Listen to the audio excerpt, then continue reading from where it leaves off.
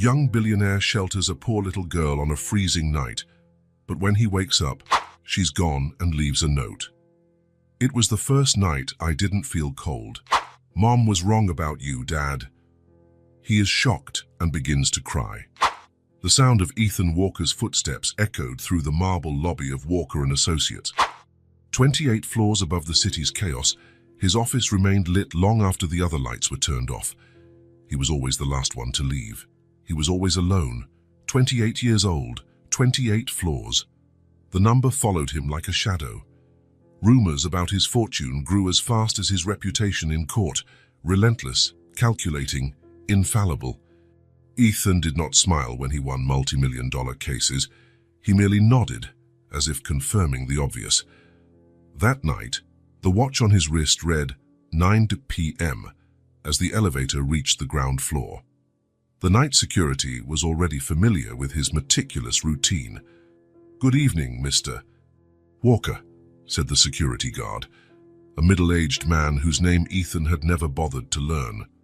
"Evening," he replied without looking up from his phone, where he was reviewing the details of the case he would argue the following morning.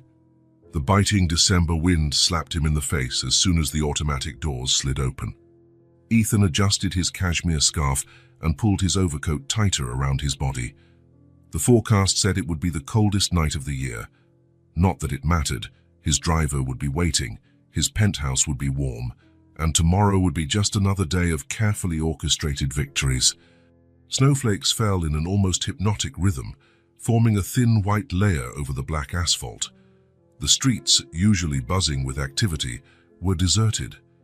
Only the muffled noise of the occasional taxi and the howling wind broke the silence.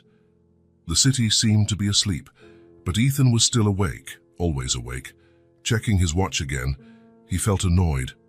His driver was late for the first time in 3 years. Ethan hated anything unplanned.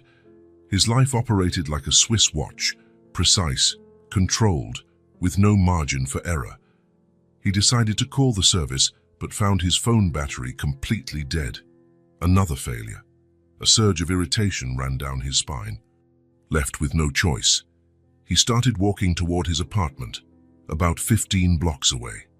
The cold grew harsher with each step, but anger kept him warm. He thought about how he would fire the driver in the morning, how he would reorganize his schedule, how he would never again allow such an inconvenience. Lost in his calculating reflections, Ethan continued along the deserted streets, his pace quickening against the biting wind. He was still at least 30 blocks from his apartment when, while passing a darker alley, he almost failed to notice a small figure curled against a building wall.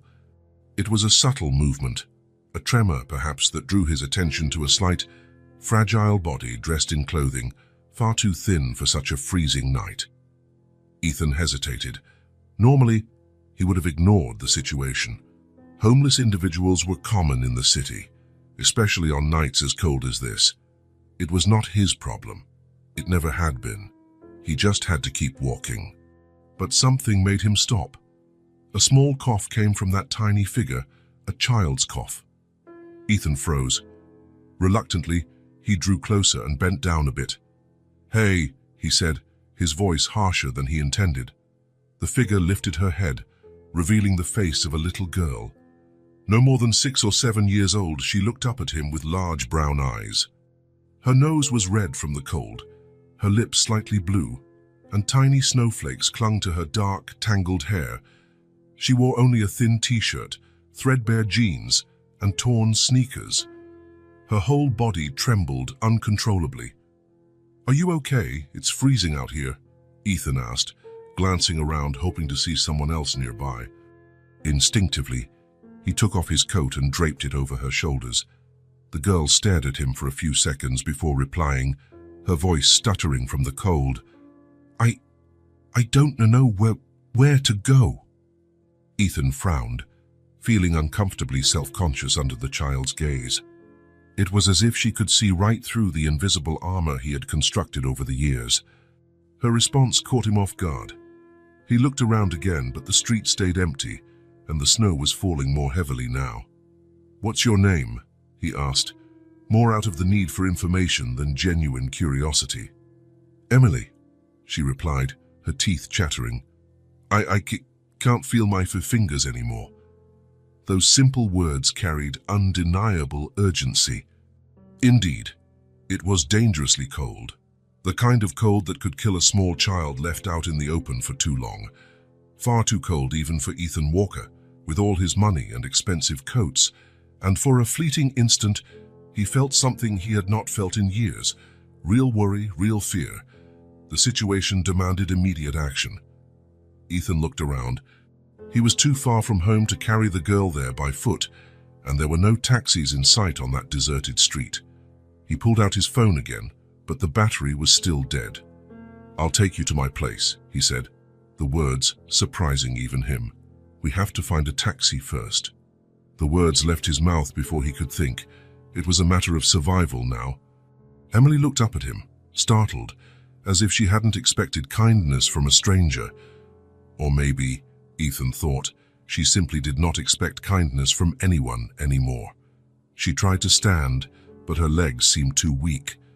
Without hesitation, Ethan scooped her into his arms, surprising even himself with the gesture. She weighed so little it frightened him, and her body still felt ice cold through his layers of clothing. "Come on, we need to warm you up," he said, holding her closer while scanning the street for a taxi. Emily huddled against his chest, her body still shaking uncontrollably, but her gaze fixed on his face with a combination of surprise and trust that unsettled him. She clung to a small, faded purple backpack, obviously her only possession. By some extraordinary stroke of luck, Ethan saw a taxi turning the corner.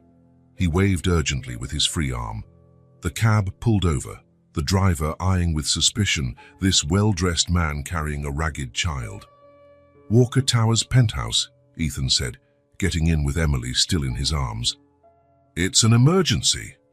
The night doorman, a man named Marcus, who always greeted Ethan with a smile that never got a response, widened his eyes at the unusual sight when the taxi stopped in front of the building. The ever-distant Mr. Walker carrying a half-frozen child in his arms. "Mr. Walker, what happened? Do you need help? Should I call an ambulance?" "No, Marcus.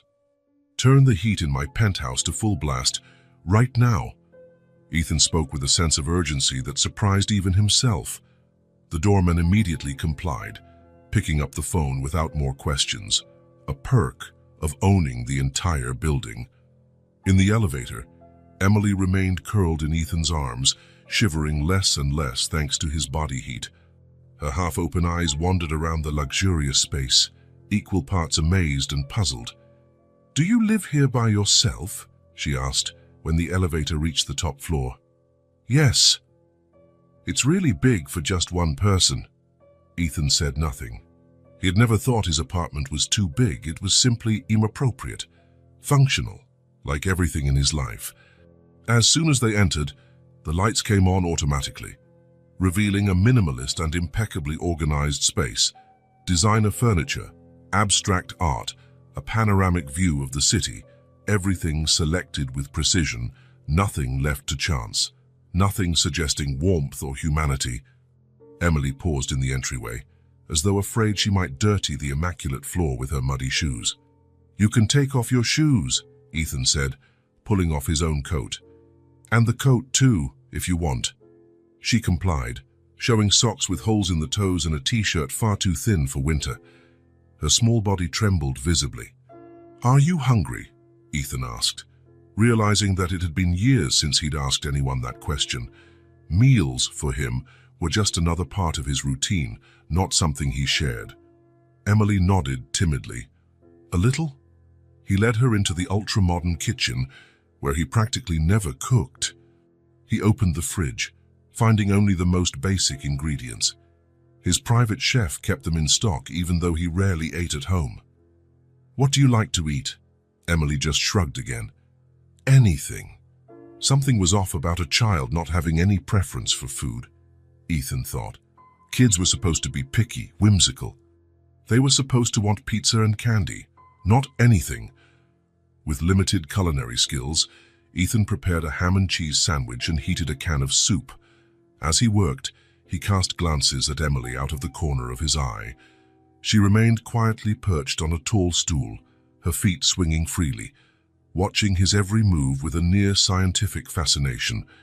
"Why do you have so many controls?" The question startled him. "Controls?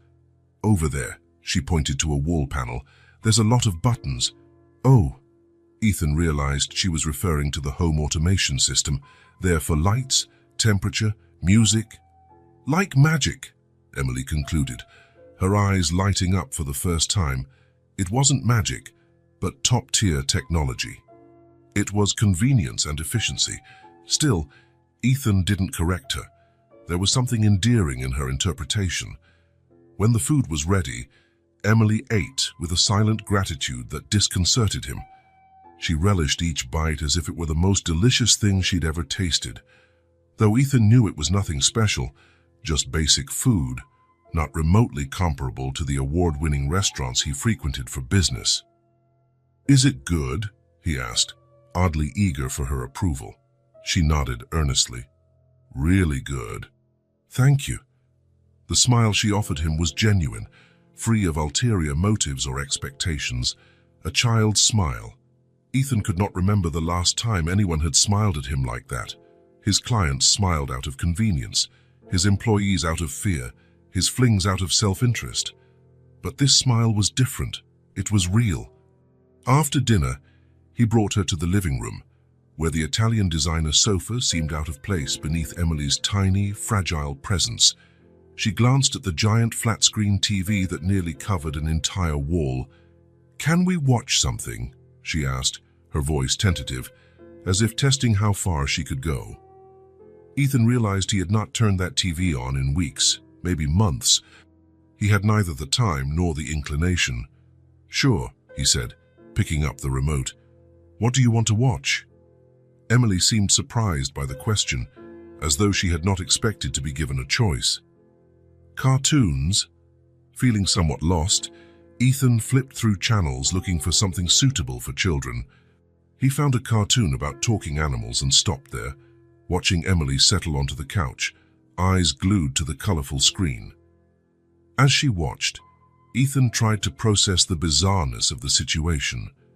In under an hour, his carefully structured routine had been completely derailed.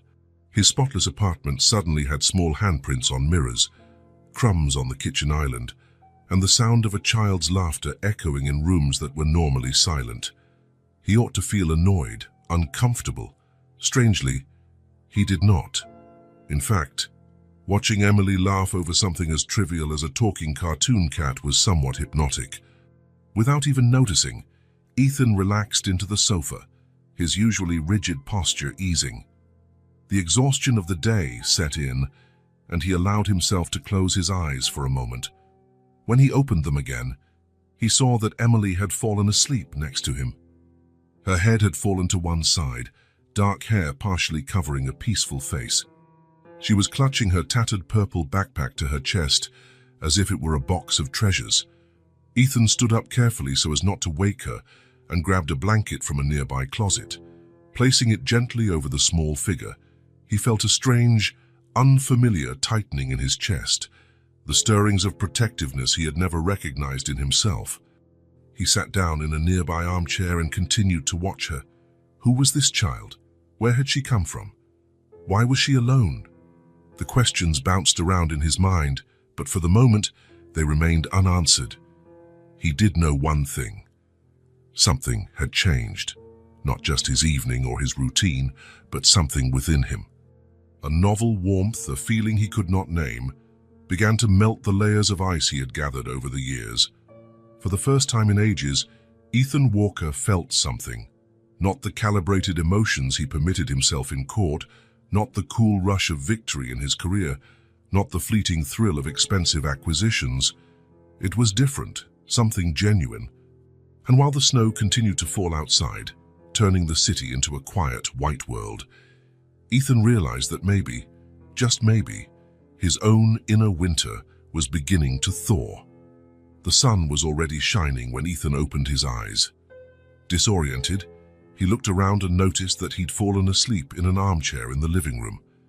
a strange feeling took hold of him. Silence. Something about it felt different that morning. Normally, silence was his constant companion, but now it felt wrong. Then he remembered Emily. He jolted up, his body protesting the uncomfortable position. The couch where the girl had slept was empty.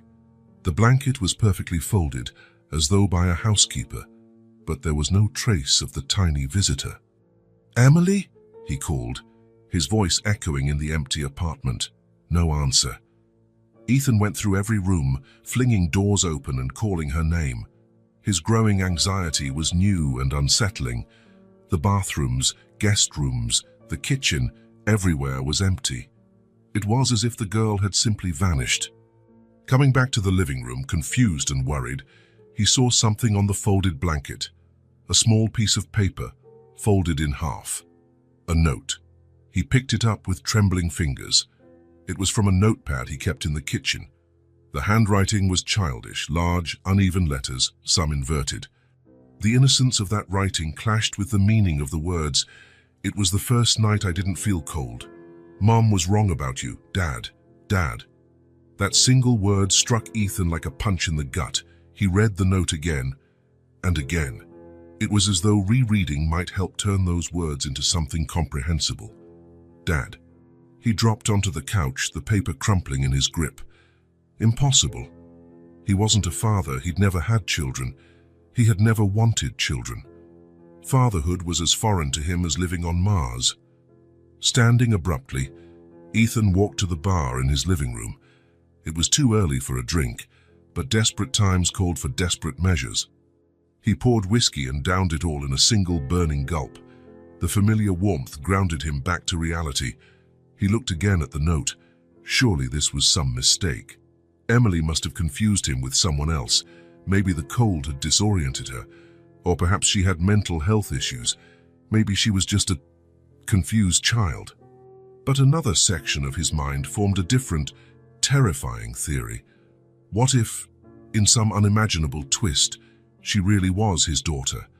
The idea felt absurd enough to leave him weak at the knees. Ethan Walker, who had built his entire life on control and predictability, now faced a chasm of uncertainty. He needed to transform it into something he could interpret and, therefore, control. He marched to his home office, powered on his laptop, and opened a new spreadsheet. Methodically, he began listing every significant relationship he'd had in the last decade. The screen filled with dates, names, lengths of time. Viewed analytically, his romantic history appeared surprisingly short. A handful of relationships, all brief, all ending without drama, at least on his side. Emily looked to be 6 or 7 years old. That meant he would have to reach back even further, to his college years. And therein lay the problem. That time was a blur in his memory, sacrificed for the sake of ambition. The harder he tried to recall faces, names, events from back then, the more they slipped away like water through cupped hands. The tighter he squeezed, the less remained. He remembered his professors, his books, his grades, always perfect. But the parties, the casual dates, the people. It was like he'd built a wall between himself and a past he deemed irrelevant for success. He tilted his head back and groaned in frustration. How would he figure out if Emily was his daughter when he couldn't even remember those he might have impregnated? The phone rang, snapping him from his thoughts. It was his secretary. "Mr. Walker, Dr. Heigman has called 3 times this morning. The hearing starts in 2 hours, and he's worried about reviewing the strategy." Ethan glanced at the clock, 8:45 a.m. He'd completely forgotten about that crucial court date. "Tell him I'll be there in an hour," he replied automatically, then hung up. His body switched to its well-practiced routine: shower, shave, perfect suit. But his mind was elsewhere, thinking of the brown eyes of a girl who called him Dad, thinking about a past he couldn't access. As he adjusted his tie in the mirror, Ethan made a decision. After the hearing, he would hire a private investigator, someone discreet and efficient. He had to find Emily again. He needed answers.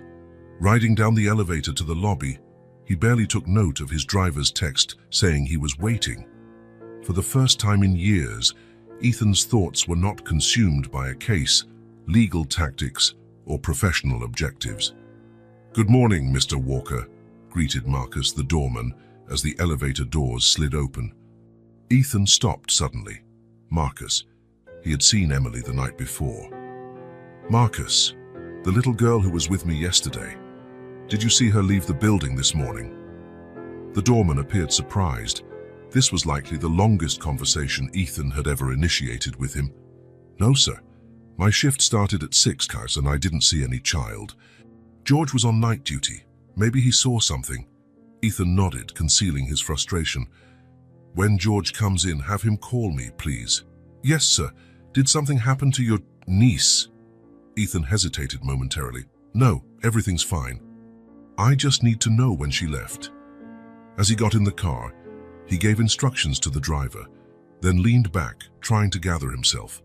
The world outside continued as normal, people in a hurry on the sidewalk, impatient drivers honking, skyscrapers scraping the sky. Yet for Ethan, something essential had shifted. It felt like a crack had opened under his feet. He closed his eyes for a moment, trying to retrieve memories. Jumbled images of his college years returned. The library where he spent endless hours, the cramped apartment he kept obsessively clean, the route to class he'd memorized. Then, like a flash of light, a face surfaced, a smile, dark hair. It was fuzzy, elusive, but there, Sarah. The name whispered through his thoughts. Sarah, something. She'd been his girlfriend sophomore year, an artist, an idealist. In every sense, his opposite. Ethan felt his chest constrict. They had broken up abruptly. He'd chosen a prestigious summer internship in another state, and the relationship had simply ended. Like other things in his life that didn't directly serve his goals, he attempted to recall more. Her appearance, the sound of her voice, how long they dated, yet it was like trying to peer through frosted glass. He saw vague outlines, but nothing sharp. Could she be Emily's mother? The girl also had dark hair. And those eyes. There was a hint of familiarity he couldn't quite pin down. The car stopped in front of the stately building housing his law firm. Ethan smoothed his jacket, put on the professional demeanor everyone expected, and entered with absolute assurance. He briefly nodded to colleagues, exchanged a few pleasantries with the receptionist, and headed up by elevator to his private office. Once he shut his office door, his composure shattered. He slumped into his chair, allowing a rare moment of inner chaos. The possibility that he might have a daughter and had lost years of her life was utterly devastating. Why? Why had Emily shown up now? Why hadn't her mother, Sarah, ever reached out? And most significantly, why did the girl vanish after a single night? His intercom buzzed, letting him know Dr. Heigman had arrived for the pre-trial meeting. Ethan inhaled deeply, centered himself, and pressed the button to let him in. The case. He had to concentrate on the case. The next few hours tested his ability to compartmentalize. On the outside, he was the same brilliant lawyer everyone knew. Within he was fighting to rein in thoughts that kept drifting to a child's handwritten note. The hearing itself played out almost automatically. The words flowed. His objections were precise, his strategy flawless. He won, as usual. The client and partners congratulated him, as usual. He responded with polite smiles, as usual, but nothing about it felt usual. Back in his office, after dismissing his legal team, Ethan was alone once again. He stared at the phone. He should call the investigator. But first, he tried again to recall that hazy period in his past. Sarah. What was her last name? Miller. Johnson, was she tall or short? Where was she from? How long had they gone out? The questions multiplied. He faintly remembered arguments about the future. She spoke of social change and community-based art, ideas he dismissed as naive. He spoke of stability, career goals, things she found suffocating. A specific recollection broke through. Sarah displaying her illustrations, her eyes shining with pride, her passion evident as she explained her process. And he, an arrogant young man, made some remark about how impractical an art career was. He could still picture her face at that moment, hurt, disappointed. Ethan rubbed his eyes. Is that what she might have told Emily? That he was cold, practical, with no room for dreams or for children. The phone rang, interrupting his thoughts again. It was Marcus, the doorman. Mr. Walker, I spoke with George, the overnight doorman. He says he didn't see any child leave, sir. In fact, he's certain nobody left your floor at all overnight. Ethan felt a shiver. You're sure? Absolutely, sir. We monitor all entrances, and the security cameras confirm it. If the girl left, it wasn't through a normal exit. Thanks, Marcus. Ethan hung up, perplexed. How had Emily gotten out? The penthouse was on the 28th floor, the windows sealed. There was no fire escape accessible from inside the apartment. She had apparently disappeared into thin air.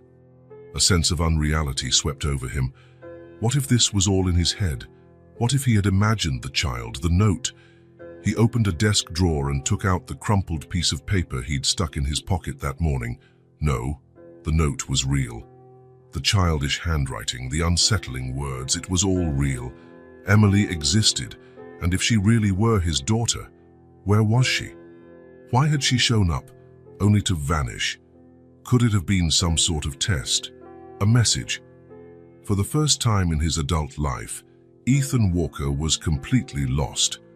All of his certainties, all of his carefully cultivated control seemed suddenly fragile. Doubt settled in his chest like an unwelcome guest who refused to leave. It was more than just potential fatherhood. It was everything he believed he was and the choices he had made. It was as if he were being forced to look into a mirror that showed not only his reflection, but the shadows of all the roads not taken. And now, one of those roads had grown legs and come to find him. Ethan picked up the phone and dialed the number of the best private investigator he knew. He needed answers. He needed to find Emily again, and, perhaps for the first time in a very long time, he needed to find himself. The taxi stopped exactly where Ethan had found Emily 3 nights ago. He got out and stood for a moment, gazing at the ordinary sidewalk that now carried such weighty meaning.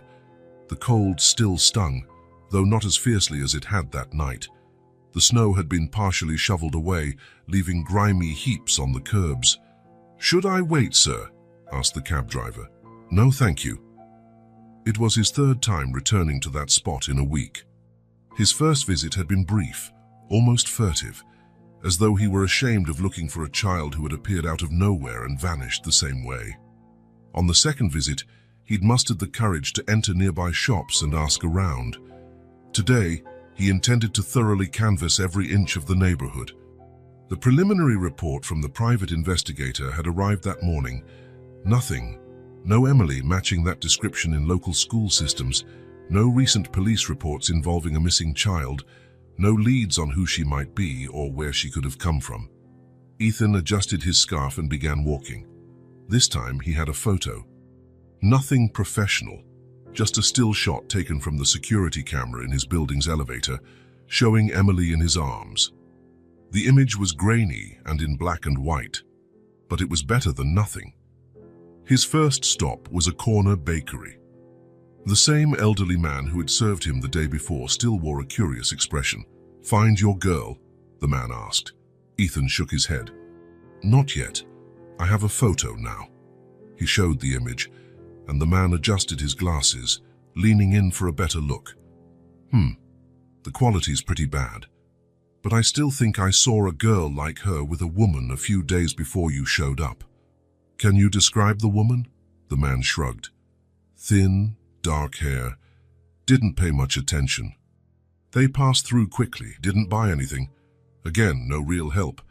Ethan thanked him and moved on. At the convenience store on the opposite corner, the clerk barely glanced at the photo before shaking her head. At the tiny cafe 2 blocks away, the same. At the newsstand, the pharmacy, the gas station, No one remembered seeing Emily. After 2 hours combing the neighborhood, Ethan decided to expand the search radius. Checking an app on his phone, he saw 3 homeless shelters in the area. The first was in a church basement. On entering, Ethan felt the stark contrast between the freezing street and the stuffy heat of the cramped and crowded space. Dozens of people lay on mattresses spread across the floor, sipping soup from plastic bowls. The smell of damp, food, and unwashed bodies hung in the air. A middle-aged woman wearing a faded apron and exhausted eyes greeted him at the entrance. "May I help you?" she asked, eyeing his expensive suit with suspicion. "I'm looking for a little girl," he replied, doing his best to keep his voice neutral. "Her name is Emily. She's around 7. The woman narrowed her eyes. "You from social services?" "No, I'm a family friend. We're worried about her." The lie emerged more easily than he expected. She still seemed wary but nodded all the same. "We have a few kids here, but no new Emily in the last few days." Ethan took out the photo. She examined it carefully. "No, I haven't seen her. But if you're hunting for kids, you should check the Hope Center. They specialize in families and children at risk." Ethan jotted down the address she provided. As he turned to leave, the woman stopped him with a question. "Are you sure this girl is actually missing?" Sometimes there are reasons children stay away from certain people." The implication that he might be a danger to Emily felt like a slap. He wanted to protest, to say he was possibly her father, but the words stuck in his throat. After all, what did he know about fatherhood? "I'm sure," he replied curtly, and left. The next 2 shelters were equally fruitless. At one, a young volunteer glanced at the photo and frowned. "Maybe, I'm not certain, but I think I saw a girl like that last week. She was with a woman. They looked like mother and daughter." Ethan's pulse quickened. "What did the woman look like?" "I don't recall precisely. I think she had dark hair. She was very thin. They seemed to be passing through and didn't stay. It was something, but not much." For the second time, someone mentioned a dark-haired woman. Could this be Sarah? Would he even recognize her after so many years? The Hope Center was in an older building, but well-maintained. As soon as Ethan entered, he noticed the difference. The place was clean and organized, with separate areas for various activities. Children played in one corner under adult supervision. In another area, women attended what looked like a workshop. A friendly receptionist greeted him. "May I help you?" Ethan explained his situation, opting this time for a version closer to the truth. "I'm looking for a girl named Emily, maybe 6 or 7 years old, dark hair. I have reason to believe she might be my daughter." The word still felt foreign on his tongue. The woman gave him a curious look. "And you're not sure?" Ethan took a deep breath. "It's complicated. I only recently found out she might exist." The receptionist studied him for a moment, then asked to see the photo. She scrutinized it closely before shaking her head. "I don't recall seeing this child, but would you like to talk to our social worker?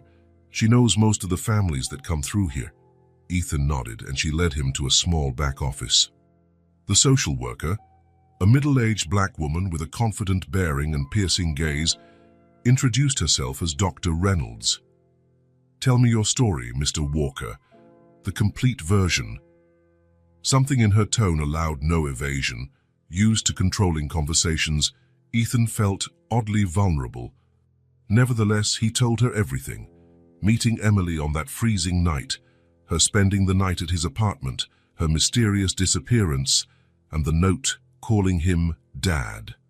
Dr. Reynolds listened in silence, occasionally jotting down notes. When he finished, she adjusted her glasses and looked him straight in the eye. "Mr. Walker, I've worked with vulnerable children for 20 years. I can tell when someone is lying, and I don't think you are. However, the situation you describe is unusual. Believe me, I'm aware. We don't have any Emily registered in our programs matching this description, but that doesn't say much. Many homeless children aren't officially registered anywhere. They're born invisible and stay that way. The idea of Emily living like that, invisible to the system, lacking school, medical care, safety, weighed heavily on Ethan. What can I do? Dr. Reynolds considered the question thoughtfully. I'll distribute the description through our support network.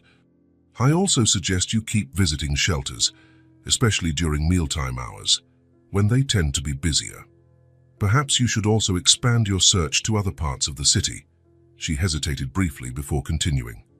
Mr. Walker, I must ask, what do you plan to do if you find Emily? The question caught him off guard.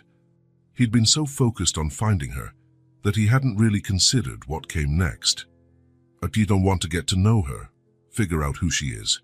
If she really is my daughter, I want to take responsibility. And if her mother wants nothing to do with you? Ethan had no answer for that. The thought of finding Emily only to lose her again was unbearable. I'll deal with that when it happens, he finally said. In the following weeks, the search consumed Ethan. His law firm began to notice his frequent absences, rescheduled meetings, and delegation of cases. For the first time in his career, work was no longer his top priority. Each morning began with visits to new shelters. Each afternoon, he roamed parks, plazas, and other places children might gather.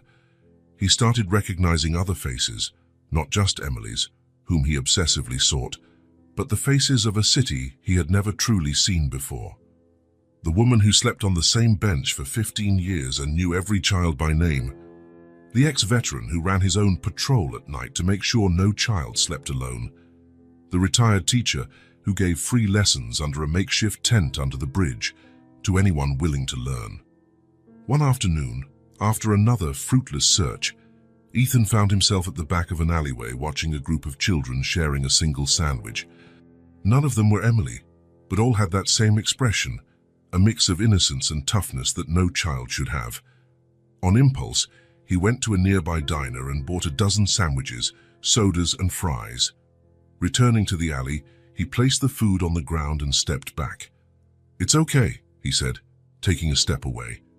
"You can have it." One girl, not much older than Emily, was the first to approach. She picked up a sandwich, took a cautious bite, and then smiled. The others followed suit. As they ate, Ethan felt something shift in his chest. It wasn't pity, guilt, or any simple emotion he could name. It was a connection, an understanding that these young human beings shared the same world as him. "Do you know a girl named Emily?" he asked, showing the worn photo once more. The older girl shrugged. "There's a lot of Emilys around. This one has dark hair, brown eyes, about 7 years old."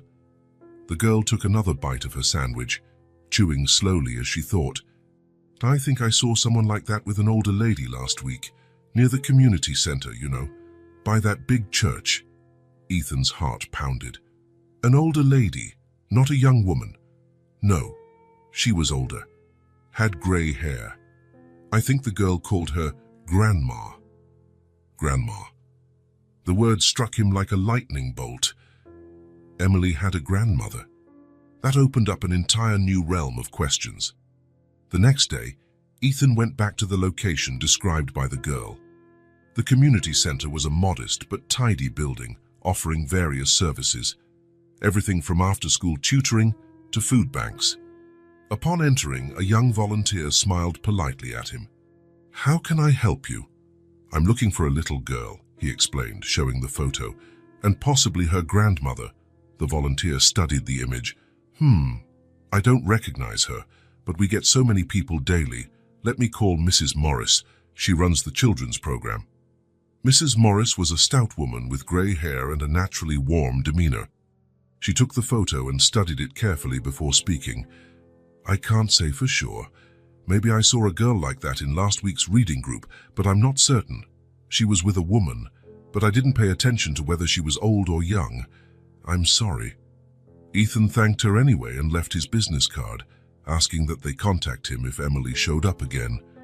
That evening, in his usually silent apartment, Ethan reviewed his notes. 1 month of searching, countless locations visited, hundreds of people questioned. The leads were contradictory. Some saw a young woman, others an older one, Different spots, different contexts. He glanced at the sofa where Emily had slept that one night. He had the note stored in his bedside drawer, worn from being read so often he'd memorized every curve of each letter. Outside, the city lights glittered. Somewhere, among millions of people, was a little girl who'd called him Dad. A girl who had come into his life like a comet and vanished just as quickly, leaving only questions behind. The search was changing him in ways he did not fully comprehend. The lawyer who once saw the world in terms of wins and losses, arguments and counter-arguments, now faced a more complex reality. A reality where kids shared a sandwich in a dark alley, where older folks lived under bridges, where people did what they could with the little they had. A reality in which perhaps he had a daughter. He poured himself a whiskey and took a deep breath. Tomorrow he would resume his search, and the next day and the next, he would not stop. Because for the first time in a very long while, maybe for the first time ever, Ethan Walker felt something bigger than himself. The cold, methodical man who had built his career and fortune on logical, unfeeling calculations now found himself driven by something entirely irrational, the desire to find a lost connection, to understand a bond he hadn't even known existed until a few weeks ago. And as frustrating as the lack of concrete progress was, there was something freeing in feeling so vulnerable, so uncertain, so human. He glanced at the phone, tempted to call the private investigator again and demand faster results. But something stopped him. An intuition that this was not a search he could simply outsource or speed up with money. It was a journey he had to make himself. A path that was changing not just his schedule, but also who he was at his core. Ethan Walker, the man who had spent decades building walls around himself, was now dismantling them brick by brick, searching for a little girl who had called him Dad. The late afternoon sun cast golden rays over the city as Ethan decided to check out one last park before heading back to the office. Nearly 2 months had passed since he began his relentless search. 2 months of raised hopes and dashed leads, sleepless nights. His impeccable suit was now slightly rumpled. His once perfectly trimmed beard showed signs of neglect. Even his walk had changed, less rigid, less mechanical. His co-workers at the firm noticed but kept their distance. The legendary Ethan Walker seemed to be going through some personal crisis, and no one wanted to be the first to mention the obvious. The small park was a few blocks from the Hope Center, a place Ethan had visited multiple times during his search.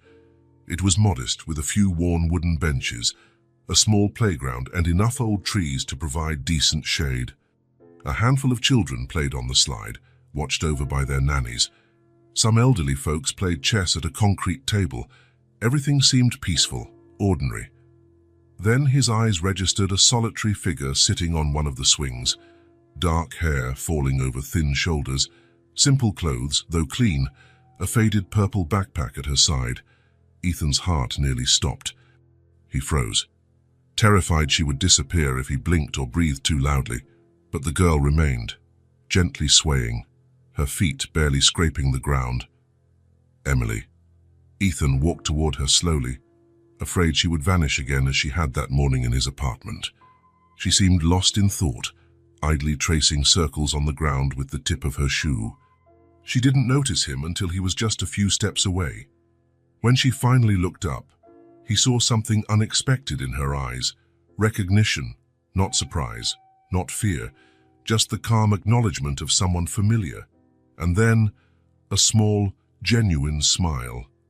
"Hi," Ethan said, his voice lower than he intended. "Hi," Emily replied, letting the swing slow to a stop. A silence settled between them, heavy with unasked questions. Ethan didn't know where to start. How do you begin a conversation with a child who appeared and vanished from your life like a dream? A child who might be your daughter. "Mind if I sit?" he asked, indicating the empty swing next to hers. Emily nodded, observing with curiosity as he tried to squeeze himself into a seat clearly designed for children.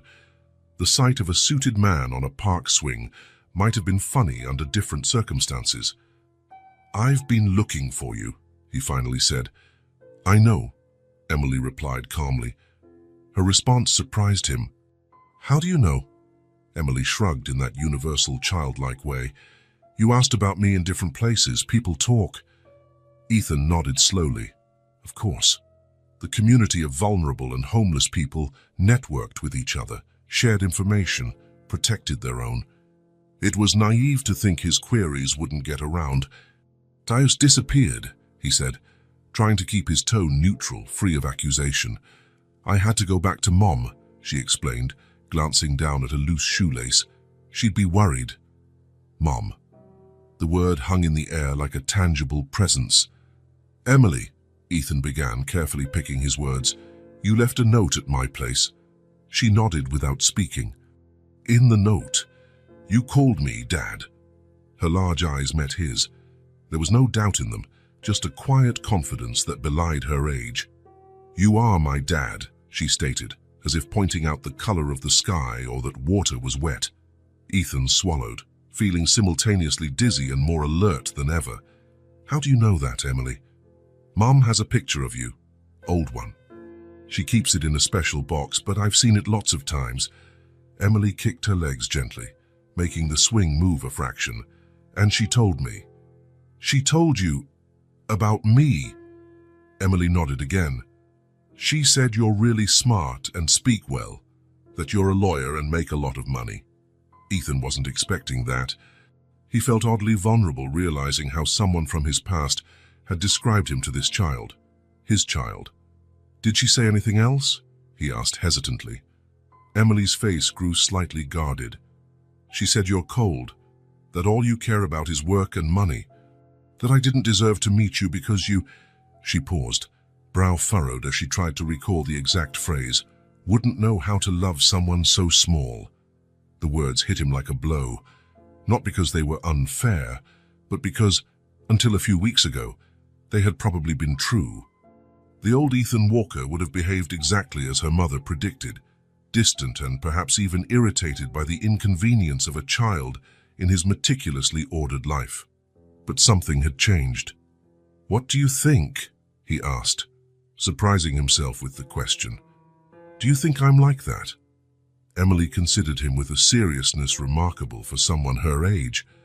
I'm not sure yet, she answered honestly. You helped me when I was cold. That was nice, but Mom is smart, so maybe she's right too. The straightforwardness of her reply disarmed him. No judgment, just a willingness to decide for herself. What's your mom's name, Emily? Sarah, she answered. Sarah Miller. Miller.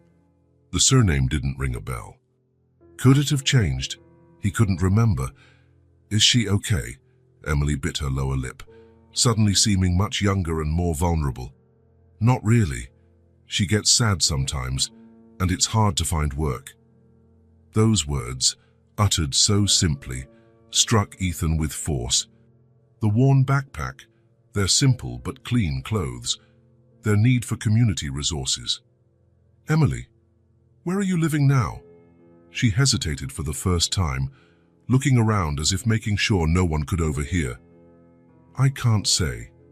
Mom said it's a secret. Ethan felt a pang in his chest at the idea that yes, he was now thinking of her as his child might be living in unsafe conditions. I understand, he said gently, but I really want to talk to your mom. It seems like we have a lot to discuss. Emily studied him again, apparently deciding whether he could be trusted. Finally, she hopped off the swing and grabbed her backpack. I'll show you, but you have to promise not to tell anyone where we are. I promise. She extended her tiny hand, pinky finger raised. Pinky promise. Ethan felt something dissolve inside him. He hooked his pinky with hers, sealing the most important pact of his life. Pinky promise. Emily led him along increasingly deserted streets, moving away from the commercial hub toward an older part of town. Former industrial buildings loomed, some abandoned, some partially repurposed. Ethan kept his pace slow for Emily's short legs, all the while feeling the surreal weight of the moment. It's this way, she said, turning down a narrow alleyway between two buildings. At the far end of the alley was a small courtyard, hidden from street view. It had likely once been a loading bay for a factory.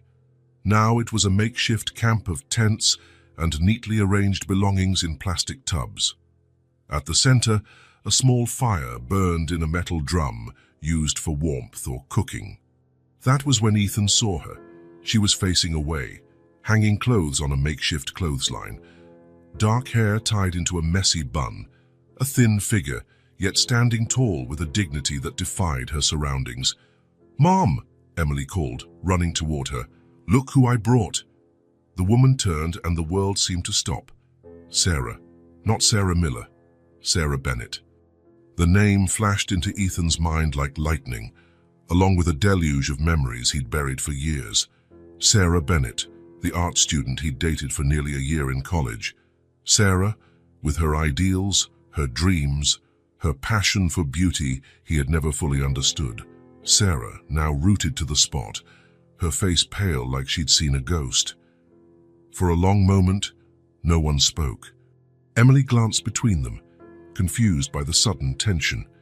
"You found him," Sarah finally managed to say to her daughter, her voice calm but trembling underneath.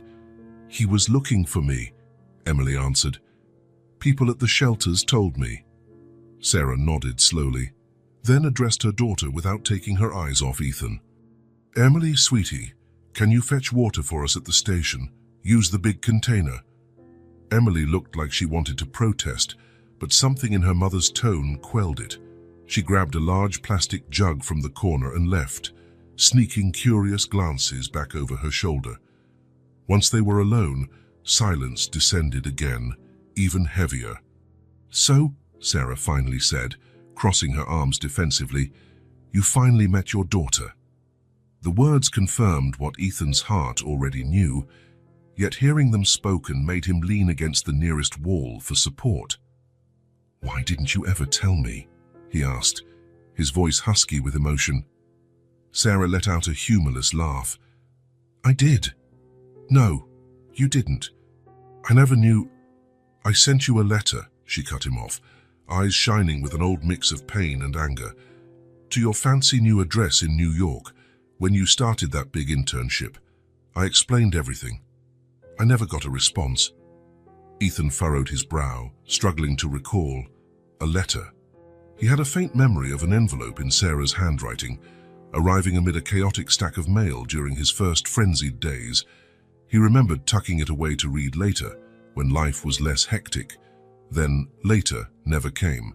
Then life happened. The internship led to a job. Late nights became the norm. Promotions came, one after another. And the letter was likely forgotten in a box lost during a move. I guess I never read it," he admitted, feeling the crushing weight of responsibility. "It wasn't on purpose, Sarah. God, I have no excuses." Sarah studied him with eyes that had seen more than he could know, eyes hardened by experience but still deep. "I believe you," she said at last. "You were always like that, so focused on your path you didn't see anything outside it, not even a letter that would have changed your life." Her words stung because they were true. He had been that man, so consumed by ambition that he'd overlooked his own daughter's existence. "How old is she?" he asked, glancing in the direction Emily had gone. "She's 7 years and 4 months, Sarah replied. "Born in January, doing the math." He nodded. "It lines up." "There was never any doubt," Sarah said, a note of pride in her tone. "She has your eyes and your stubbornness." Ethan took in the makeshift camp. Everything was clean and as organized as one could expect. Children's books were neatly stacked in a plastic bin, and colorful drawings lined the inside of the tent. "Sarah, what happened?" he asked, the question covering so much more than just their living conditions. She let out a weary sigh and sat on a turned-over crate. "Life happened, Ethan. Not everyone's path is as straight as yours." She ran a hand over her hair, a gesture he recalled from college. "I graduated, even with the pregnancy, landed some decent illustration gigs. But then the gallery I worked for folded. Rents went up, jobs got scarcer, especially with a little kid." She paused, examining her hands, artist's hands, with long fingers that once handled paintbrushes with such delicacy. At first, friends took us in, then cheap motels, and eventually, well, here we are. But it's temporary. I have an interview at a gallery next week. Things will get better. There was such dignity in her voice and such strength that Ethan felt a surge of admiration, something he hadn't felt since college, when Sarah would boldly challenge professors with her arguments on art and social change. "Why didn't you ask for help?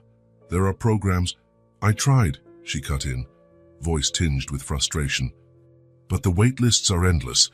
A lot of places require IDs, paperwork, proof of address that I just don't have anymore. It's easy to fall through the cracks when you don't have a permanent address." Ethan nodded, reminded of all the people he had encountered in recent weeks. Good people trying to help, but overwhelmed by infinite needs and limited resources. "Why never contact me again? When you realized I hadn't responded, I wasn't hard to find." A shadow crossed Sarah's face. At first it was pride. I thought, if he can't be bothered to reply about his own daughter, I won't beg. Then, she hesitated.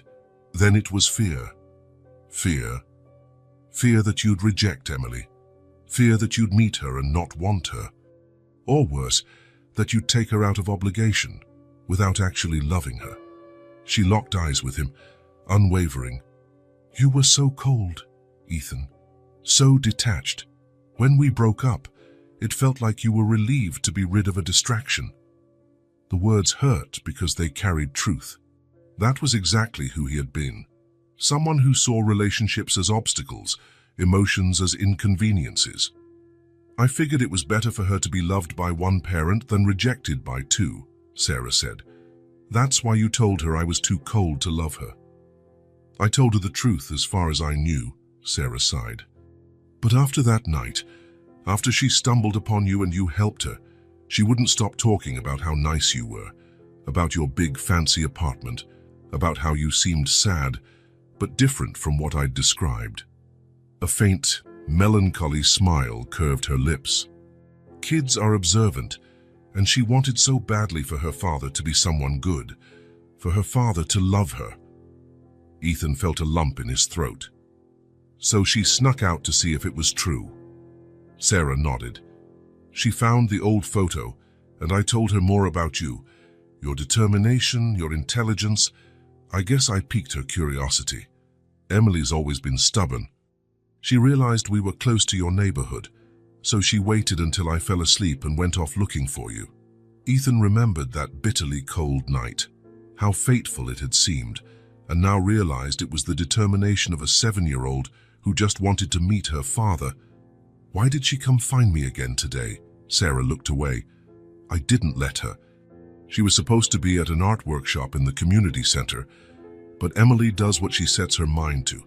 I guess she inherited more from you than just your eyes." At that moment, Emily returned, lugging the jug of water.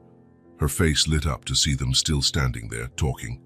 "Got the water," she announced proudly, setting the container down.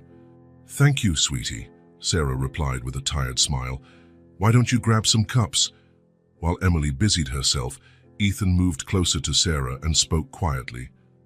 "I know I have no right to ask for anything. I know I failed you both in ways I can never fully fix, but, Sarah, I want to be part of her life. I want to take responsibility." Sarah gazed at him with those eyes that always seemed to see more than he revealed. "Responsibility," she repeated. "Is that how you see Emily? Another responsibility?" Ethan shook his head, realizing how poorly he'd phrased it. "No, not like that. I want to get to know her. I want to try being a father, even if it's late." "I want to learn." Sarah held his gaze, as though searching for any hint of dishonesty. "People don't change overnight, Ethan." "Not overnight," he agreed. "But in the last 2 months, while looking for her, something changed in me, Sarah. I started seeing the world differently, seeing people I used to overlook." He paused, choosing his words. "I'm not saying I'm suddenly a different person. I'm still the Ethan you knew, but I'm learning. And I want to keep learning. Emily returned with 3 cups, her gaze shifting between the 2 adults, sensing the tension, but also the possibility. Sarah poured water, and the 3 formed a small circle in that hidden courtyard. A high-powered attorney in an expensive suit, a talented artist in worn-out clothes, and a curious child who, somehow, had brought them together again. Sarah, Ethan started, but she gently cut him off. I'm not asking you to erase what happened or pretend nothing's changed. I'm not asking you to trust me right away. I'm only asking for a chance to prove I can be more than the man you remember. A chance to be a father to Emily. He was so earnest that even Sarah seemed taken aback by the shift in his demeanor. She looked at Emily, who was watching them intently. Emily, what do you think? Do you want to get to know your dad better? Emily didn't hesitate. Yes. Sarah's smile held the sweet sadness that had become her signature expression. Then I guess we can try, she said to Ethan. A small step, one day at a time. Ethan felt an overwhelming rush of gratitude that almost floored him. That small step, that narrow window Sarah was offering, was worth more to him than all the cases he had won, all the millions he'd earned. Thank you, he said simply. As the sun began to set over the makeshift camp, casting long shadows across the courtyard, the 3 remained there in silence. It wasn't a comfortable silence. There were still countless unresolved issues, many wounds yet unhealed, but it was a beginning Ethan had never imagined wanting so desperately. After a full week of carefully scheduled meetings with Emily and uneasy conversations with Sarah, Ethan reached a simple conclusion. Words and promises were not enough. Not even the small gifts he'd bring from time to time, children's books for Emily, art supplies for Sarah. They needed something more concrete, something that would truly change their lives.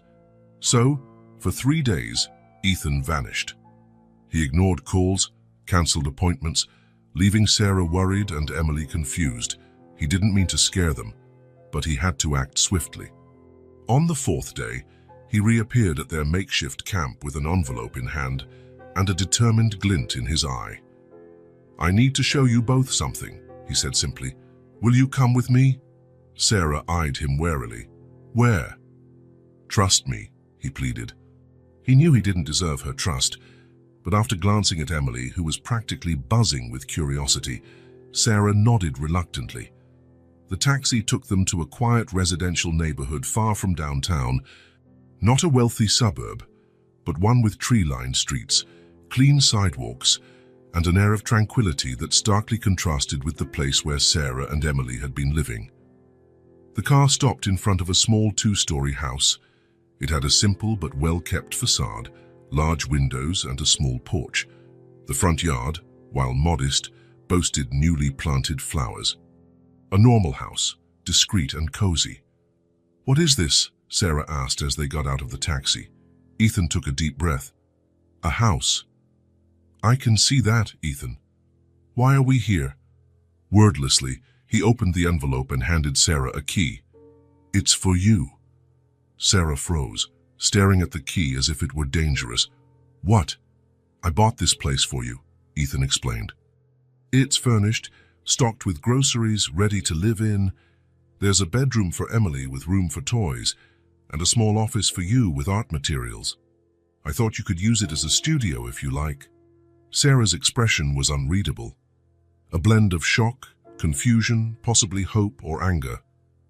We can't accept this, she finally murmured, voice trembling. Why not? It's too much. I don't want your charity, Ethan. It's not charity, he countered firmly.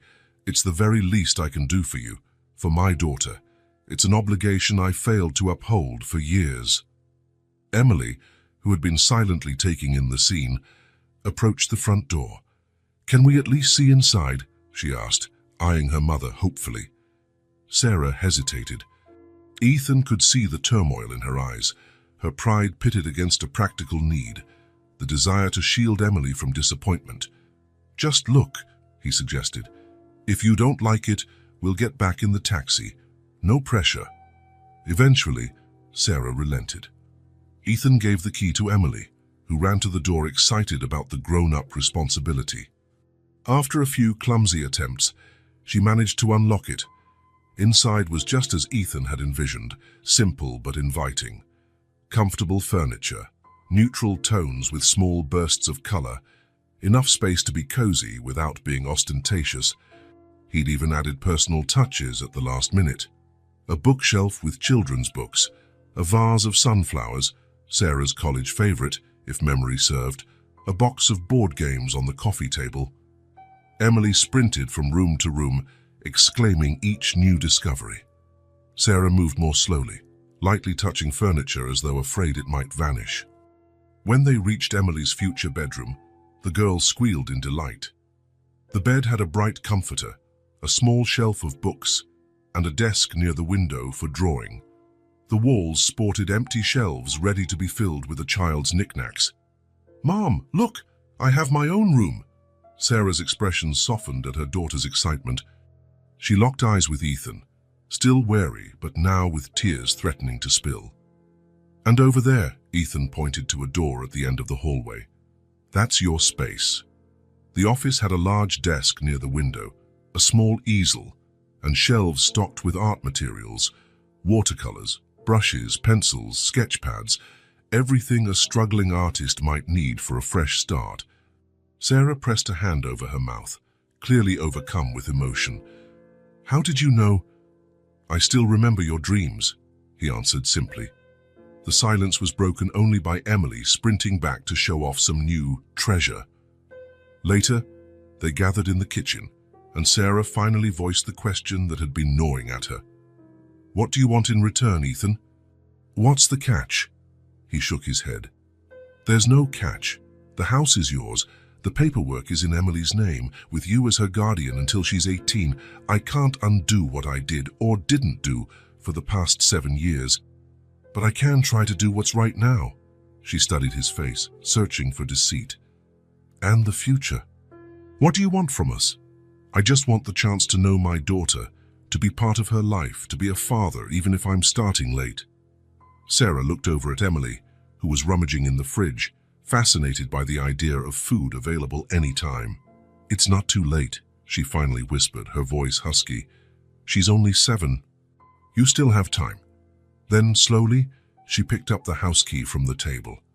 In the weeks that followed, life began to settle into a routine. Ethan visited almost every day, often in the evening. He brought small treats for Emily, not lavish gifts, but little things he knew she'd enjoy. A set of shiny rocks, a dinosaur book, a kite to fly in the nearby park. Thus he discovered unexpected joys, sitting on the floor to play dominoes and being thoroughly beaten by a 7-year-old who employed surprisingly efficient tactics, listening to imaginative tales of flying cats or talking dogs, feeling a child's arms around his neck when he arrived, or a playful kiss on the cheek when he left. One night, while Emily was in the bath, Sarah showed Ethan a portfolio of the girl's drawings. Many featured 3 figures, a woman, a child, and a man in a suit. "She's been drawing this since we got back from your apartment that night," Sarah explained. "Even though I told her it was unlikely you'd want to know us." Ethan's throat tightened. "She always believed in me more than I deserved." On the 1-month anniversary of their new home, Ethan showed up with a small cake. It had become a tradition to mark each passing week. They were seated at the kitchen table, laughing at one of Emily's energetic stories, when she suddenly turned to him and said, "Thanks for the cake, Dad." Dad. That word, once terrifying, now filled Ethan with a sense of awe. It resonated deeper than any court victory or contract he'd ever signed. He noticed Sarah freeze for a second, watching carefully. But there was no correction, no discomfort, just acceptance that something crucial had changed forever. "You're welcome, Emily," he replied, fighting to keep his voice steady. Later that night, after Emily was asleep, Sarah found Ethan out on the porch, gazing at the stars. "She decided that on her own," said Sarah, taking a seat beside him. "I didn't push or forbid it." "I know," Ethan replied softly. "Emily has a mind of her own." just like her dad. They shared a smile, perhaps the first genuinely comfortable moment since they had reconnected.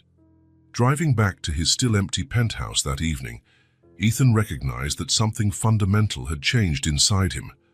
The man who once lived by deadlines, courtroom victories, and bank balances now counted the minutes until he could hear a child's fantastic stories about talking animals.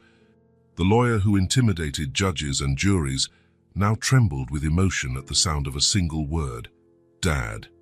For the first time in his life, Ethan Walker had found something more valuable than success. He had found his heart.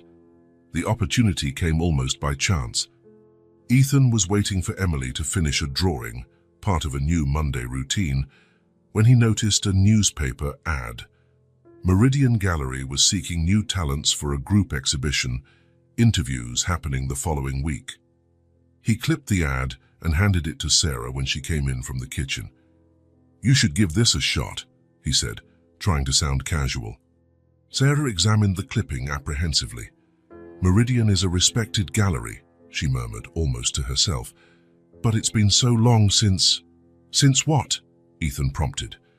"Since I saw myself as a real artist," she confessed, folding the paper and setting it on the table. "I've been looking for more practical jobs." Ethan understood her hesitation. The past few weeks had offered them security and comfort, but Sarah still braced for everything to collapse. She remained on the defensive, afraid to dream too big. "Just think it over," he offered, choosing not to push. Still, the seed had been planted. Over the next few days, Ethan noticed her occasionally glancing at the ad. Once, passing by her office, he saw her organizing a portfolio of older works. Some scribbled on Emily's notebook pages, others sketched on random scraps of paper, artwork she'd created under the toughest conditions. With a day left until the interview, Ethan suggested an outing. Emily was at a school activity, another part of the normality they were reclaiming, so they had a few rare hours alone.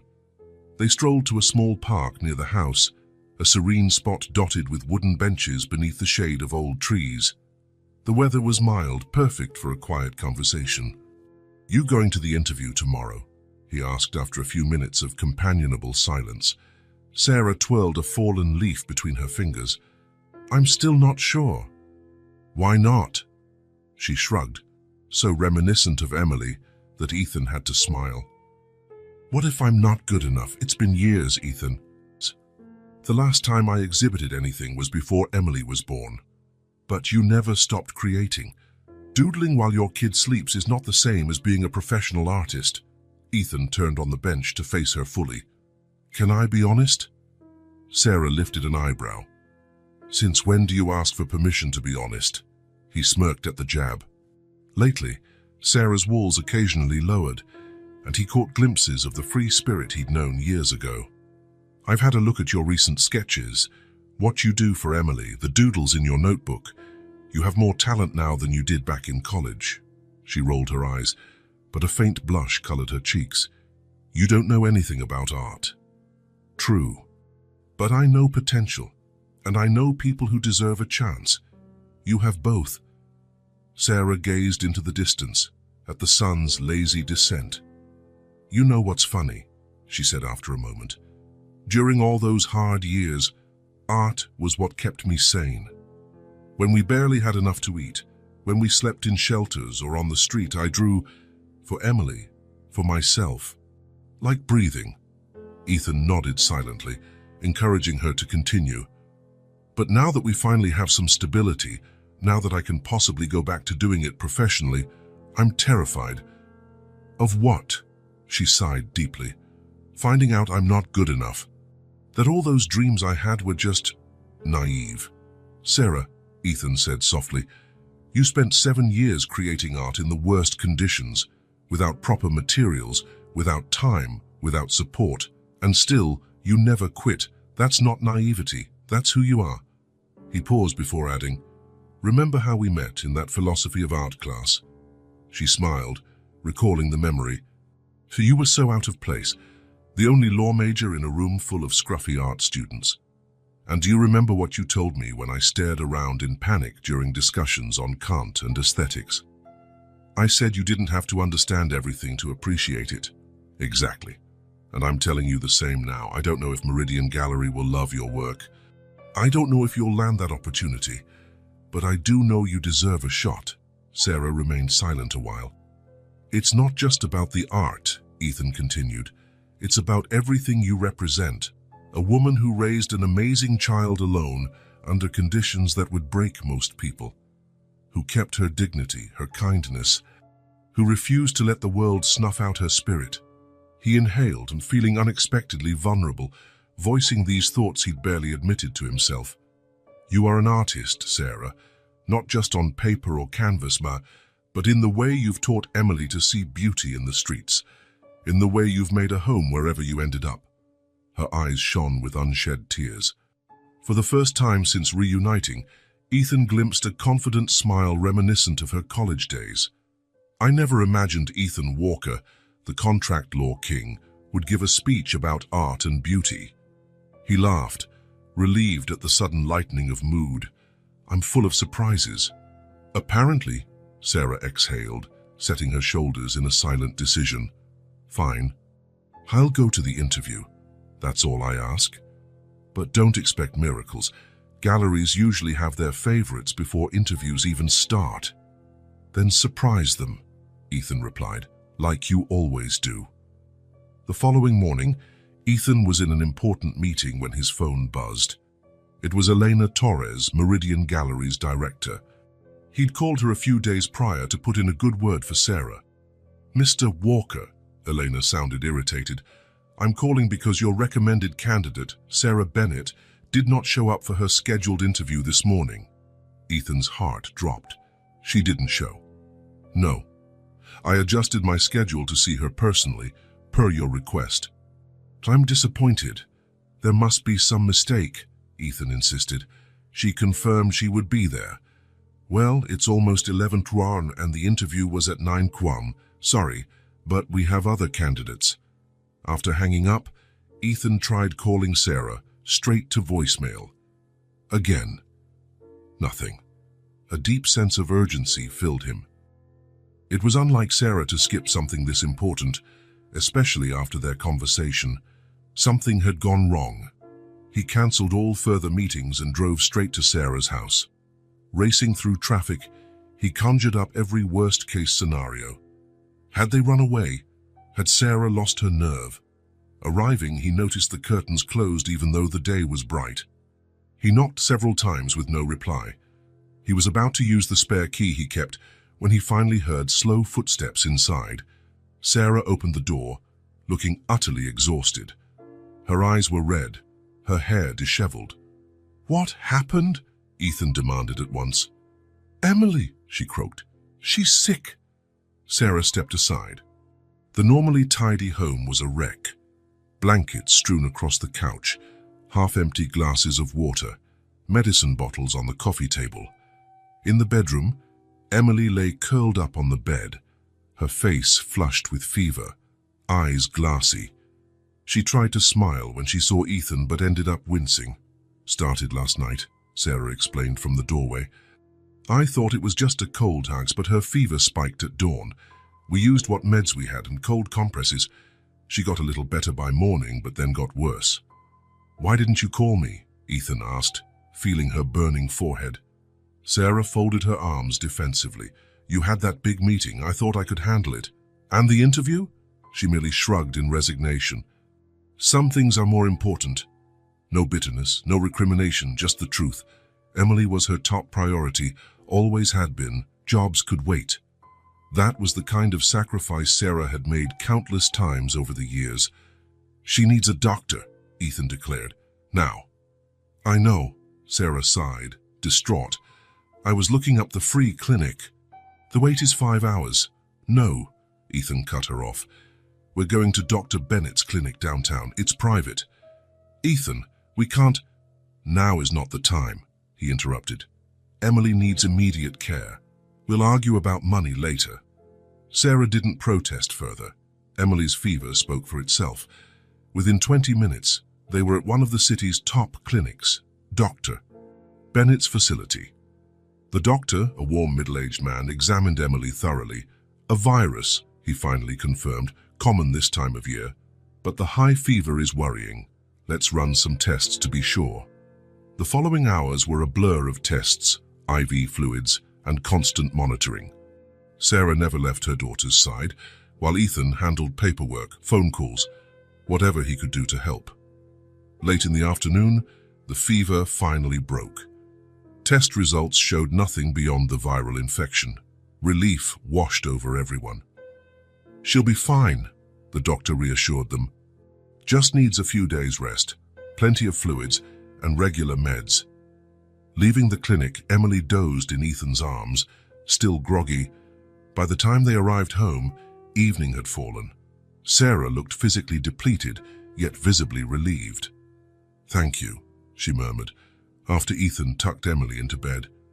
"I don't know what I would have done if—" Her voice trailed off. Ethan knew she was thinking about the bleak possibilities if they were still on the streets.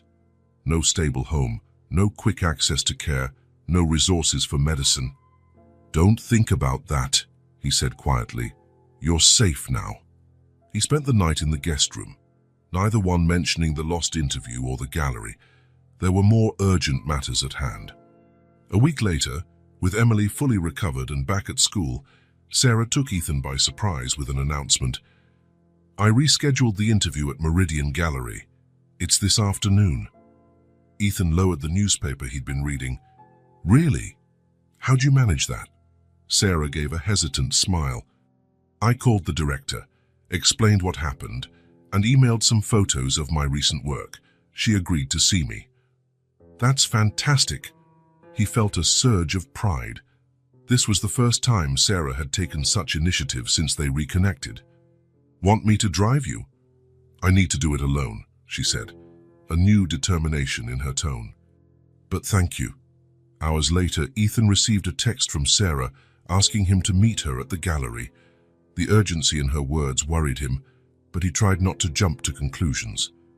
Meridian was nearly empty when he arrived. It was a sleek, unpretentious space with lights carefully angled to showcase the art. He walked through the room searching for Sarah, finally spotting her in the back, transfixed by a painting on the wall. Approaching quietly, he realized why she was so mesmerized. An aquarelle, medium-sized, simply framed. It depicted a couple on a park bench, partly shaded by swaying leaves. Their faces weren't detailed, yet the intimacy of the scene was unmistakable. At the bottom corner, the signature read, "S. Bennett, 2004. "It's yours," Ethan noted, instantly recognizing her style. Sarah nodded, voice hushed. "One of the last ones I did before we ended. Part of a series on public spaces and private moments. I never thought I'd see it again."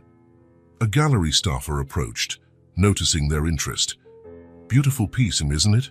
she said politely. "It's part of our permanent collection, donated years ago by an anonymous collector who never wanted to be identified." "Anonymous collector," Sarah repeated, giving Ethan a quick sideways glance. "Yes," the woman smiled. "It's more common than you think. Some people love art but prefer privacy." She walked off to help other visitors, leaving them alone once more. "Was that you?" Sarah asked as soon as the woman was out of earshot. Ethan frowned, genuinely confused. "No, how could it be? We lost contact completely." Something in Sarah's expression said she believed him. "Strange," she murmured. "Fate has a peculiar sense of humor." Before they could continue the conversation, a woman with short gray hair and bright-framed glasses approached. "Sarah Bennett," she said, extending her hand. "I'm Elena Torres, the gallery director. I see you found your own work in our collection." Sarah shook her hand, still appearing dazed. "Yes, it's unexpected. A remarkable coincidence," Eleanor agreed. "Or maybe a sign. When I saw your digital portfolio, something felt familiar. But I didn't connect the dots until we spoke. Only then did I recall we had a piece of yours in our permanent collection." Ethan hung back, letting them speak. "Sarah, Elena continued. After viewing your current work and hearing about your plans for community-based workshops, I've decided to do more than just offer you a spot in our group exhibition. I'd like you to come on as the gallery's resident artist, with the possibility of curating our community outreach exhibits in the future. Sarah's eyes went wide. Are you serious? Absolutely. Your background and artistic sensitivity are exactly what we need, and frankly, your personal story of resilience is inspiring. Art doesn't exist apart from the life of its creator. They continued discussing details, while Ethan drifted off, giving them space. He walked around the exhibit, half listening, half lost in thought. 30 minutes later, Sarah found him near the entrance, a contract in her bag and a gleam in her eyes he hadn't seen since college. "Ready to go?" he asked softly. She nodded, but before leaving, she cast one last look at the gallery, at her painting on the far wall, and at the new door opening in her life. "Ready," she said, and for the first time since they reunited, Ethan believed her completely. Ethan's law firm occupied 3 entire floors of one of the city's most impressive financial towers. All the associate attorneys had their own private offices, but Ethan's corner suite on the top floor boasted floor-to-ceiling windows that offered a sweeping view of the skyline. It intimidated clients and commanded respect, exactly as planned. On this particular afternoon, though, his imposing office featured an unusual scene. Emily sat in his huge leather executive chair, spinning around and giggling, while Sarah watched from a visitor's sofa, trying and failing to keep a straight face. "One more spin and you'll be sick," Sarah warned.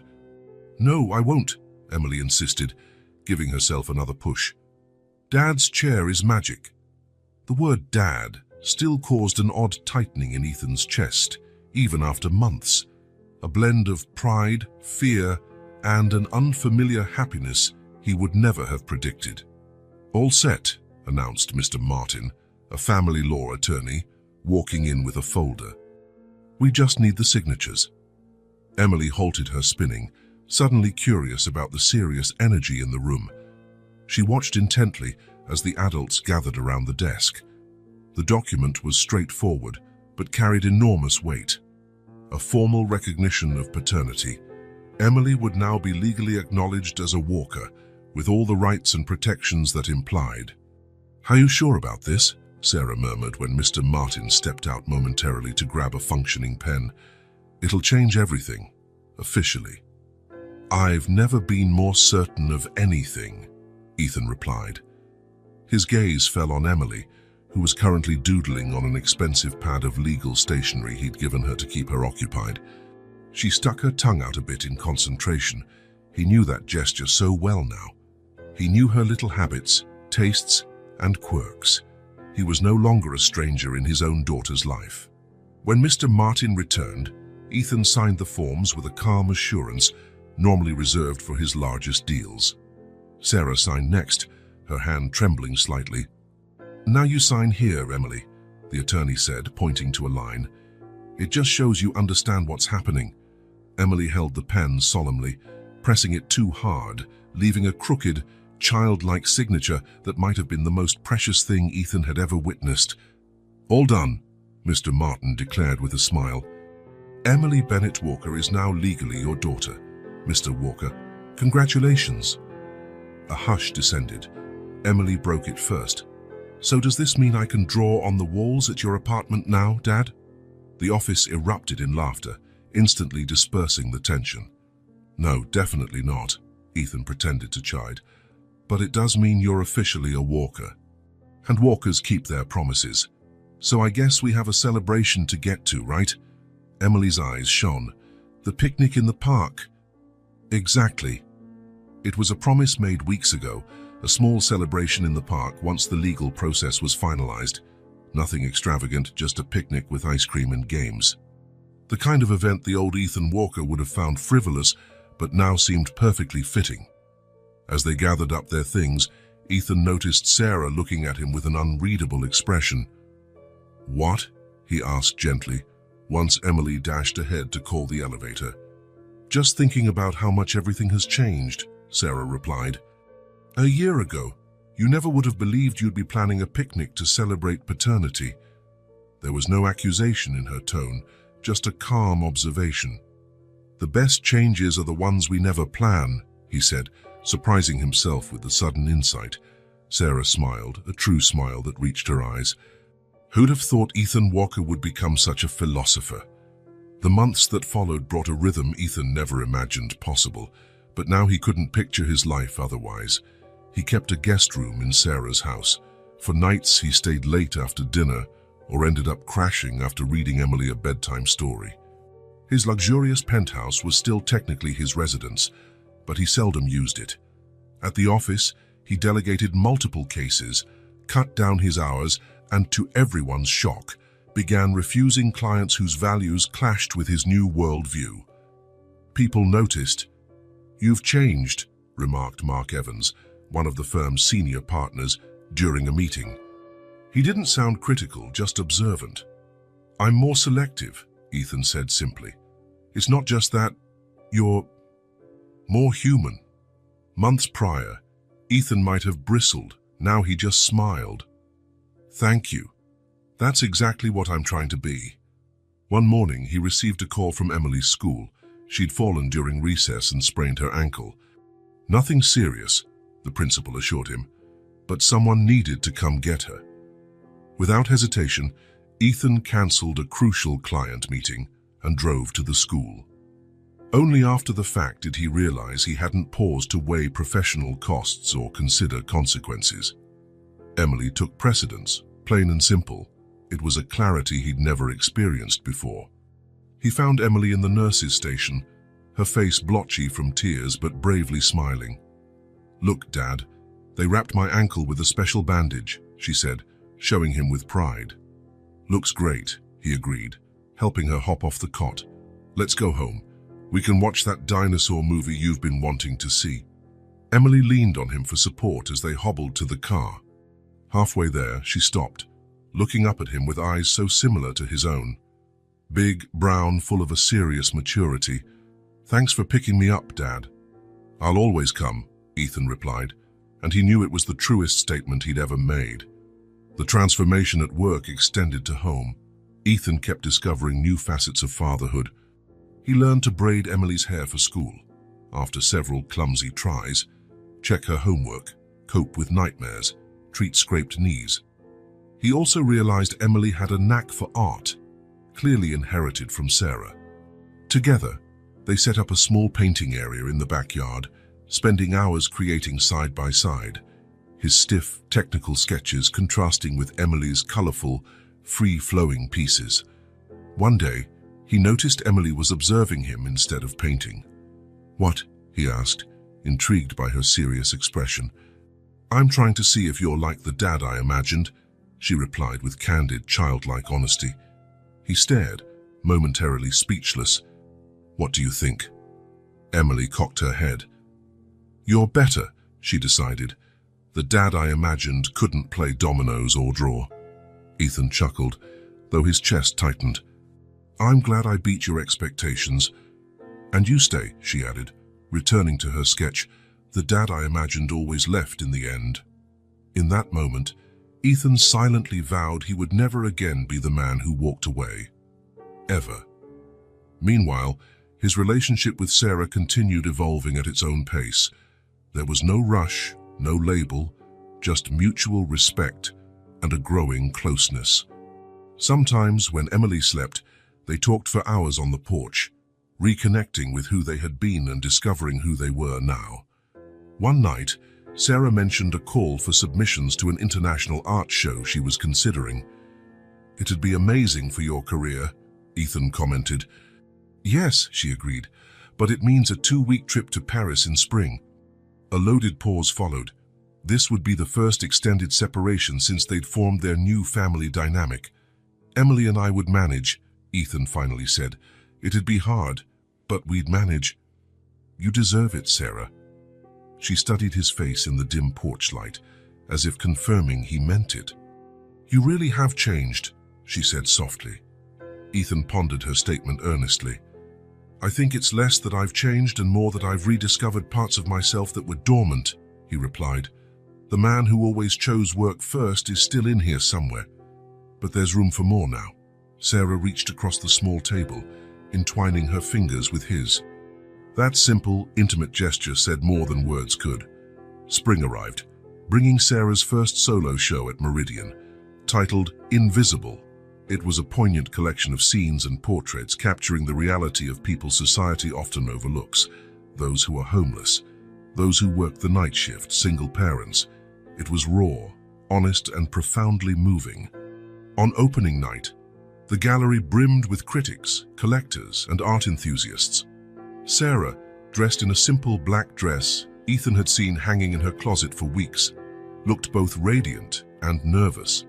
Emily, in her best outfit, mingled confidently with the crowd. Occasionally, she'd grab an adult's sleeve and launch into an explanation of one of her mum's pieces. People found it utterly charming. "She's a great assistant curator," joked Elena Torres, the gallery director, standing beside Ethan. "You must be proud of them." "Prouder than I can put into words," he answered sincerely. A well-known art critic approached, champagne flute in hand. "Mr. Walker, are you the artist's partner?" Ethan hesitated briefly. "We're a family," he replied simply. No need to detail their complicated backstory. "Well, I must say her work is remarkable. The way she captures dignity amidst hardship is authentically powerful, not contrived." "Sarah's lived a lot of what she paints," Ethan replied quietly. "She knows it from the inside." When the show ended and the last guests trickled out, Sarah, Emily, and Ethan slumped on the gallery floor, exhausted but overjoyed. "That was the best day of my life," Emily declared, though her eyes were heavy with sleep. Sarah laughed softly, stroking her daughter's hair. "Better than the amusement park?" "Or Christmas?" Emily mulled the question. "Different. Tonight I saw everyone looking at your paintings, Mom. They realized how special you are." Tears pricked Sarah's eyes. Ethan felt his throat tighten. "Ready to go home?" he murmured gently. "We all deserve some rest." Home. The word came so easily now. A few months later, on a bright Sunday morning, they gathered in the backyard for their new tradition, breakfast outdoors, simple fare, fruit, toast, coffee for the grown-ups, hot chocolate for Emily, but it was theirs, a time when the outside world slowed down. The backyard, once just a patch of grass, had transformed in the past few months. Ethan discovered a surprising fondness for gardening, something about the tangible work, the patience it required, the satisfaction of watching things grow. Now, colorful flowers and a small herb garden thrived. "I've got an idea," Emily declared between bites of her apple. "Let's tell stories." It was a game they'd invented.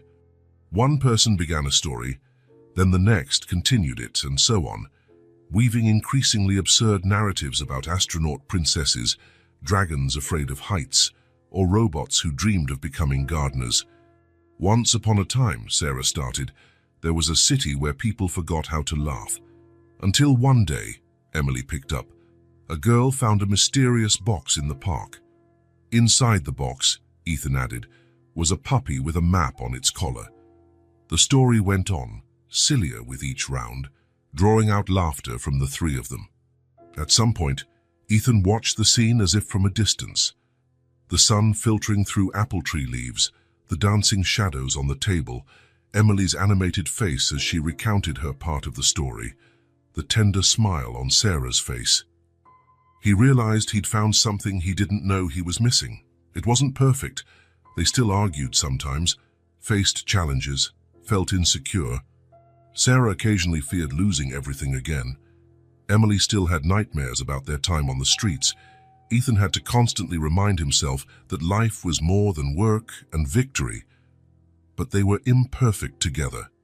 Every day, they chose each other, not out of obligation or convenience, but out of love, a word Ethan now not only spoke, but lived. And then, Emily concluded grandly, they realized they already had everything they needed. Sarah and Ethan exchanged a glance over Emily's head. It wasn't a fairy tale ending.